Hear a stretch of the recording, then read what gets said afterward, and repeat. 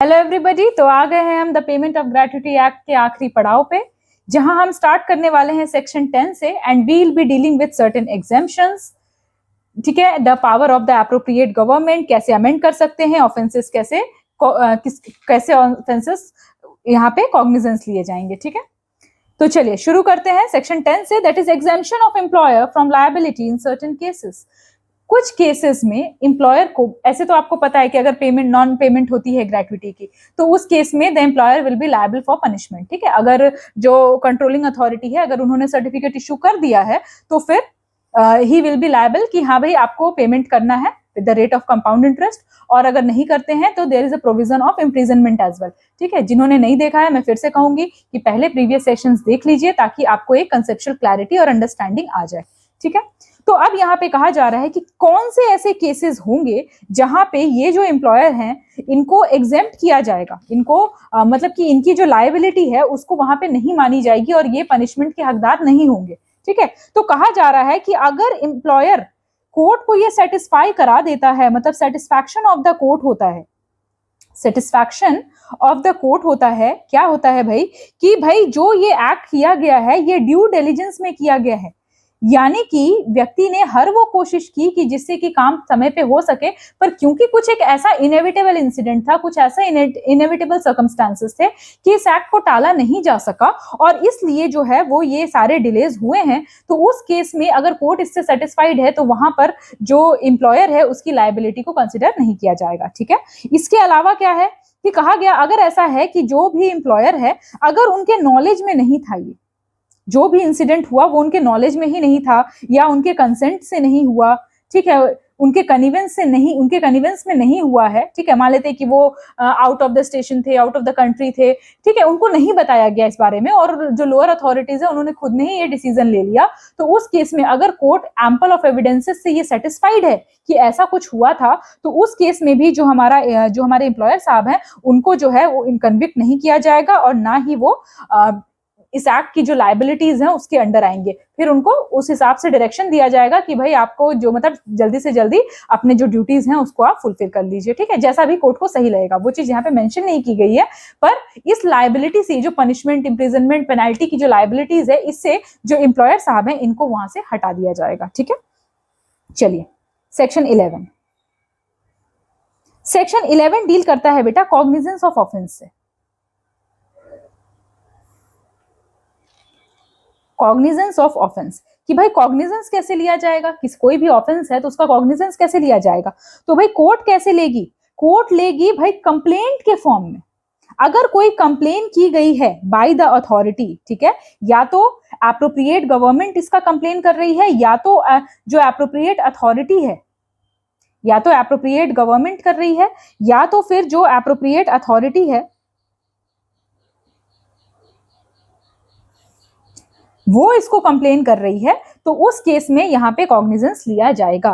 ठीक है, अब यहाँ पे क्या कह रहे हैं कि अगर मान लेते हैं कि ग्रेट्युटी जो है वो 6 महीने का टाइम दिया गया, 6 महीने में भी पे नहीं की गई, ठीक है, जो भी प्रिस्क्राइब टाइम है उसके बाद भी 6 महीने तक इसकी ग्रेट्युटी को पे नहीं किया गया, तो जो कंट्रोलिंग अथॉरिटी है, जो भी आपकी कंट्रोलिंग अथॉरिटी है वो क्या करेगी बेटा, तो वो जाएगी और विद इन 15 डेज, ठीक है, एप्रोप्रिएट गवर्नमेंट कंट्रोलिंग अथॉरिटी को ऑथोराइज कर देंगे और विद इन 15 डेज वो वहां के मजिस्ट्रेट के पास कंप्लेन फाइल कर देंगे। ठीक है, यानी कि जो एपेलेट अथॉरिटी है बेटा, जो अथॉरिटी है मतलब जिसपे एम्प्लॉइज जो है या एम्प्लॉयर है वो किसके पास जा सकते हैं, वो जा सकते हैं आपकी कंट्रोलिंग अथॉरिटी के पास और उसके बाद एपेलेट अथॉरिटी के पास। अगर कोर्ट तक जाना है तो कोर्ट तक जाने का रास्ता जो है वो कहां से होके जाता है, एप्रोप्रिएट अथॉरिटी के पास से होके जाता है कि भाई मान ही नहीं रहे, बिल्कुल बात ही नहीं मान रहे हैं, ठीक है, जो एम्प्लॉयर है वो पेमेंट करने को तैयार ही नहीं है। ठीक है, तो उस केस में क्या है कि अगर एप्रोप्रिएट अथॉरिटी को, क्या कंट्रोलिंग अथॉरिटी को एप्रोप्रिएट गवर्नमेंट ऐसा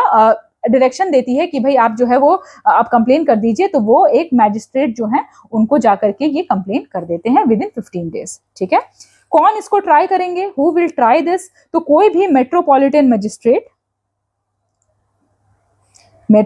मजिस्ट्रेट या फिर मजिस्ट्रेट ऑफ फर्स्ट क्लास यानी जेएमएफसी, तो judicial magistrate of first class ये इसको ट्राई करेंगे, इस ऑफेंसेस को ट्राई करने के लिए या तो मेट्रोपॉलिटन मजिस्ट्रेट होनी चाहिए या तो जुडिशियल मजिस्ट्रेट फर्स्ट क्लास होनी चाहिए। ठीक है, चलिए सेक्शन 12 किससे डील करता है भाई? तो सेक्शन 12 बताता है आपको कि protection of action taken in good faith. अगर कोई बंदा है, कोई एम्प्लॉयर है या एम्प्लॉई है जिसने अच्छे फेथ में एक्शन लिया, मतलब कि करने तो भला गए थे लेकिन बाय डिफॉल्ट कुछ ऐसा हो गया जो कि ऐसे एक्सेप्शनल सर्कमस्टांसेस हो गए जिसके कारण टाइमली उस चीज को फुलफिल नहीं किया जा सका, मतलब गुड फेथ में काम किया था, ठीक है, और इससे कोर्ट सेटिस्फाई हो जाती है, तो उस केस में उनको उनके उस एक्शन के लिए प्रोटेक्शन है, यानी कि उनको उसके लिए लायबल नहीं ठहराया जाएगा, क्योंकि वो जो काम किया गया है वो गुड फेथ में किया गया है, for the benefit of the employ किया गया है। लेकिन फिर भी अगर कुछ ऐसा बुरा हो गया तो वो तो इनएविटेबल था ना, इसमें किसी की क्या गलती है, तो उस केस में इनके एक्शंस को प्रोटेक्ट किया जाता है, ठीक है। चलिए सेक्शन 13 क्या कहता है? Protection of gratuity. देखो ग्रेट्युटी, ऐसे तो ग्रेट्युटी हर एम्प्लॉय जो है जो कि एक लंबे समय तक काम कर रहे हैं और एलिजिबल हैं इस एक्ट के हिसाब से, तो उनको ग्रेट्युटी मिलेगा। लेकिन अगर कोई व्यक्ति है जो कि लायबल है टू अटैचमेंट, कोई व्यक्ति है liable to attachment in execution of any decree और order of any civil, revenue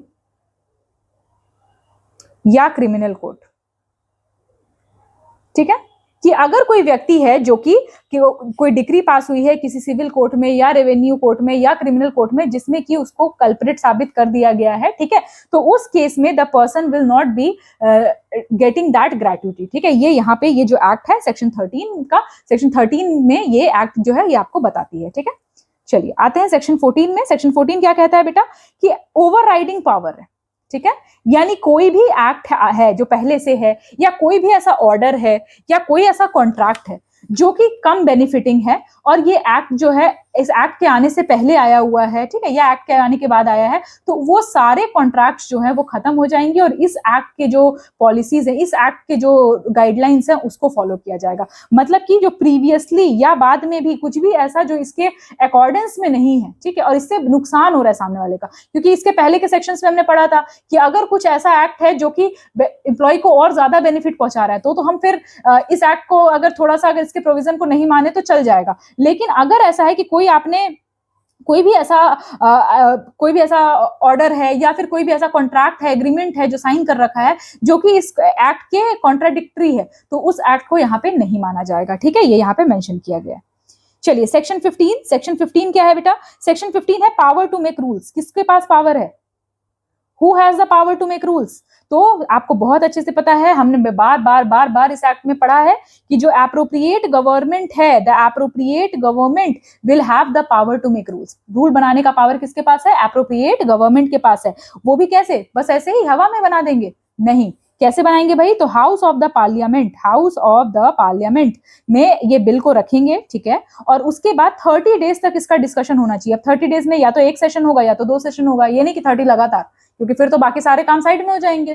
तो 30 डेज में 1 या 2 सेशन में इसका डिस्कशन होना चाहिए, सब लोग अग्री होने चाहिए और उसके बाद फिर इसमें जो है कोई भी नए रूल्स या कुछ चेंजेस किए जा सकते हैं, ठीक है, क्योंकि सेंट्रल लेजिस्लेशन है तो प्रोसेस भी क्या होगा? सेंट्रल लेजिस्लेशन के अकॉर्डिंग होगा, ठीक है। आई गेस आपको ये एक्ट क्लियर हो गया होगा। यहाँ पे ये एक्ट खत्म होता है, ठीक है, छोटा सा पार्ट था क्योंकि वो वाली जो इसकी प्रीवियस लेक्चर था वो थोड़ा लंबा हो जाता है ना, तो इसीलिए मैंने इसका एक सेपरेट बना दिया आपके लिए। यहाँ पे हमने पेमेंट ऑफ ग्रेट्युटी एक्ट खत्म किया है। There are certain other legislation जिसको हमको कवर करना है in order to complete the syllabus of the UPSC, EPFO, EPFC examination, जो हम बहुत जल्दी लेकर आएंगे, ठीक है। बहुत सारे बच्चों की ऐसी रिक्वायरमेंट थी कि ma'am what about the PYQs? तो पीवाईक्यूज बेटा once we complete this labour law series which will be completed very soon, we are trying our level best. उसके बाद क्योंकि देखो पीवाईक्यू जब आप लेक्चर पढ़ोगे तब ना आप एनालाइज कर पाओगे कि हाँ भाई हमने जो पढ़ा है वो हमारे पीवाईक्यूज पे मतलब कि वो एप्लीकेबल हो रहा है कि नहीं हो रहा है, ठीक है। और हम चाह रहे हैं सब्जेक्ट वाइज पीवाईक्यूज लाना, क्योंकि क्या है ना कि हम बहुत सारे ऐसे बच्चे होंगे जिन्होंने अभी तैयारी शुरू की है, तो अभी तैयारी शुरू की होगी तो सारे सब्जेक्ट तो हम पढ़ नहीं लिए हैं, है ना, तो वो क्या होगा कि फिर वो प्रॉपर एनालिसिस नहीं हो पाएगा, आप इसको बाइफरकेट करते करते ही आपका पूरा टाइम चला जाएगा। तो क्योंकि हम एक सिंक्रोनाइज्ड वे में लाना चाह रहे हैं तो इसके लिए थोड़ा सा वो क्या मटेरियल बनने में थोड़ा सा टाइम लग रहा है, ठीक है। जब तक we are trying our level best कि हम अपना जो लेजिस्लेशन पार्ट है, जो हमारा लेबर लॉज है, उसको कंप्लीट कर लें। Have a bare act with you. जो बच्चे ऐसे सोर्स पूछ रहे हैं कि भाई लेबर लॉ हम कहाँ से पढ़े बेटा, तो गवर्नमेंट सोर्स से अच्छा तो कुछ है ही नहीं, है ना। तो have a bare act with you, कोई भी आप एक स्टैंडर्ड बुक ले लीजिए, ठीक है, जिससे कि आप थ्योरी पार्ट पढ़ सके, और थ्योरी पार्ट मैं भी कवर करूंगी। ऐसा नहीं है कि आपका थ्योरी पार्ट रह जाएगा। I will also be covering, once we complete the legislation, I will be covering all the miscellaneous topics which are important for your examination, ठीक है। तो पढ़ते रहिए, हमसे जुड़े रहिए, अपने जो अच्छे अच्छे से फीडबैक्स हैं, जो आपको लगता है, जो आप फील करते हैं after studying from this channel, तो वो आप हमें भेजिए। We'll be more than happy answering you, answering all your queries और your doubts and implementing your feedbacks in our upcoming sessions, ठीक है। तो मिलते हैं अगले लेक्चर में, टिल देन बाय बाय।